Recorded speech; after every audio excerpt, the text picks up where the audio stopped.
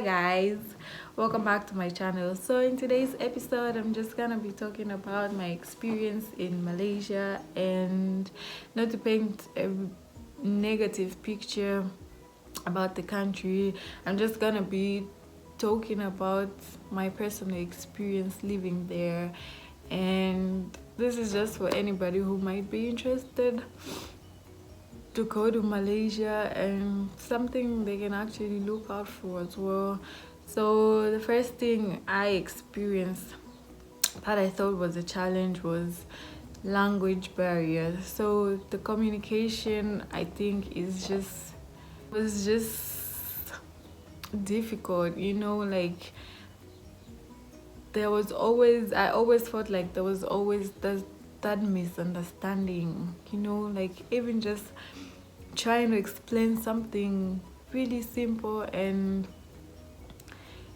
just the language itself, like the language barrier was a difficulty for me, a challenge, and let me just say this, like in the beginning of my semester I did take uh Bahasa Malay, so let me just point it out there, and I only passed it for the sake of passing it, but I wasn't really interested with the language. So maybe if I did learn the language, like, and if I was interested in learning the language, then maybe I could have tried, not necessarily to fit in, but like effectively communicate with the locals. So I I had a challenge with that. So yeah, so the first thing I think you should know is learn the language. It actually helps you fit in properly and effectively communicate with the others. So I would say number two is you get to experience loneliness and isolation. So for me, I was fortunate enough to have this great community of friends, and I never really got to experience loneliness, I would say, but I did experience like the isolation part of it, um especially in my second year of school. And in the first year it was quite easy because I went to an international university. So the first year everybody was just piled up in the same classroom. So it was easy because we had more international students in those classes. And then in the second year everybody had to like go to into their specific field of study. So that was a challenge for me because in my classroom I was the only international student, and yeah, so it was pretty difficult for me. I mean, I did have like this sort of relationship with my classmates, like I would like talk to them from time to time, like really have a conversation with them. But then I noticed that whenever I did talk to them, like we would talk in English, but then at some point, it just got, I don't know, like they would just end up switching up to uh, talking in Tamil or something. So that was pretty hard for me, like I felt like I didn't fit in. So throughout my university, like from second year to like the fourth year, I always felt that isolation. I mean, I did have like combined classes with my seniors, so I always had that moment where I would just be happy, like finally some people I can actually relate with. So but then it wasn't, it probably would be like maybe one or two classes, and then I probably have, for that semester I have like 6 courses. So it's like I still have 4 classes to go to, with me just being the only international student. So yeah, But overall, I know isolation is a thing and loneliness is a thing.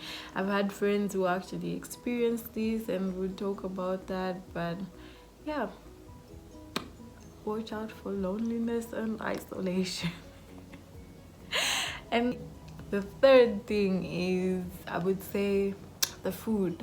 For me, I'm not really into spicy foods. It took a while for me to just get used to the food because throughout my entire life, I've only known Zambian food. I mean, like, I've been exposed to some foods, but not as on a wide range. So, yeah, that was pretty difficult for me. And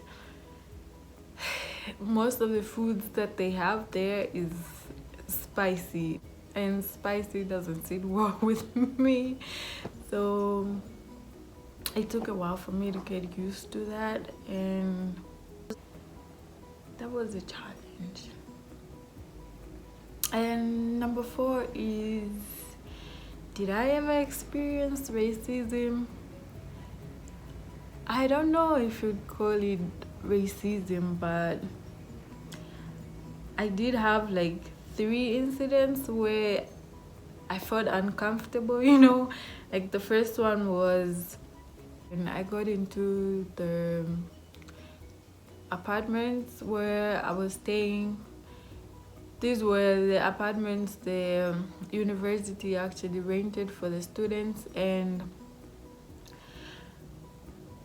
at that time the university didn't have like on campus hostels. They were under construction, so they actually had to rent out apartments for their students. And I actually experienced the uncomfortable moment was in an elevator when I was in an elevator with the locals, and for some reason they just all stood in one corner of the elevator. Like the moment I just got into the elevator, everybody just moved to the back, and then they all, I think there were like 5 or 6, I'm not sure, I don't remember, but yeah, like the whole 6 of the people just stood in the elevator, and like they were trying so hard, like not even to like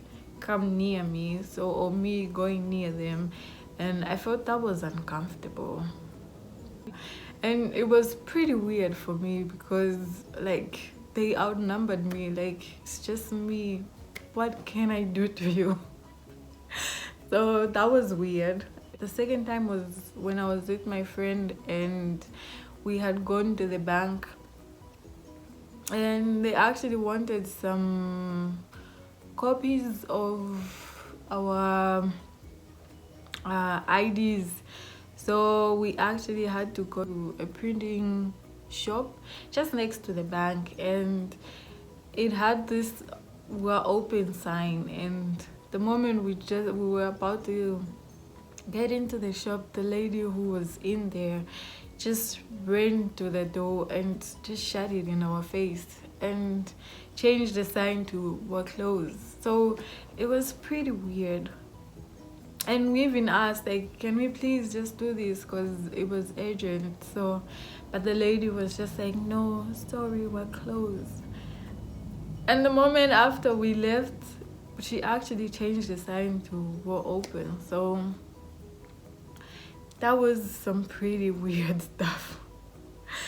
But yeah, and the third time I actually experienced that was on a train, and I noticed I was seated next to an empty seat, and there was this guy who was standing. So I was like, you can sit right next to me, the seat is open.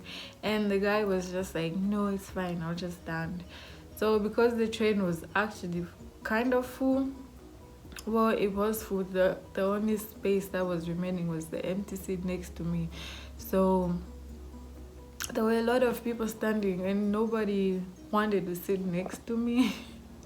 for some reason. So when I noticed it, it really didn't, when it happened, it really didn't look like anything, you know, like maybe they just wanted this done. But then I noticed, like at every at every station, like some people would get out of the train, and then I would notice the ones that were standing would actually go sit on the other seats that were not next to me. So yeah, I don't know if I can call that as racism, but yeah, I experienced that. So what else? What else? But overall, the country is really good, and there's so many places to go to, so many places to visit. I wouldn't say like everybody. Let me just point it out there. Not everybody is a bad person. Of course, you can go anywhere and you experience some sort of weirdness. That I guess I can call it that. You experience some kind of weirdness, but I think it just depends on how you perceive it. But overall, I formed some pretty good relationships with my friends, my classmates, and yeah. So I wouldn't say it was, I've had like bad experiences, but overall my experience there was great. I met some good people.